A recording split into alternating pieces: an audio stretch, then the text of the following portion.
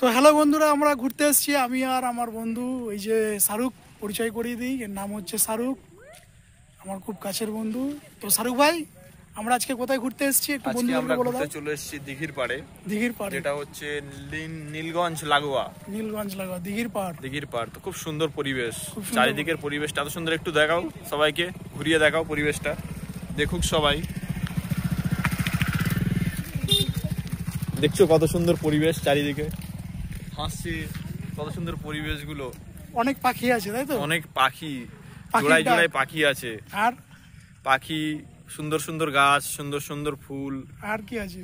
নৌকা, নৌকার উপরেও আরো পাখি আছে, শুধু ফাঁকা নৌকা নেই। তো দেখাও নৌকাগুলো, দেখাও বন্ধুদের সবাই, দেখাও নৌকা। নৌকা এখানে নেই, ও নৌকাটা দেখুন, গ্রামের পরিবেশটা দেখুন কত সুন্দর। চারিদিকে ভেসাল, মাছ ধরা,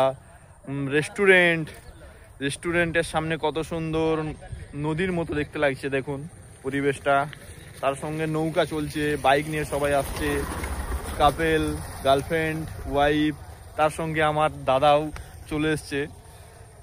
ভালো লাগছে পরিবেশটা বেশ। তো বন্ধুরা, তোমরা সবাই আসো। ওই জায়গাটা কত সুন্দর। কি পাখি দেখতে? পাখি দেখতে না, পাখি কি, পাখি তো আছেই।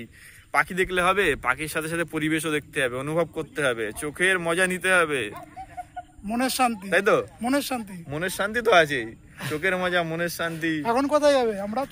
চলো পিছনে একটা রেস্টুরেন্ট আছে, টাওয়ার।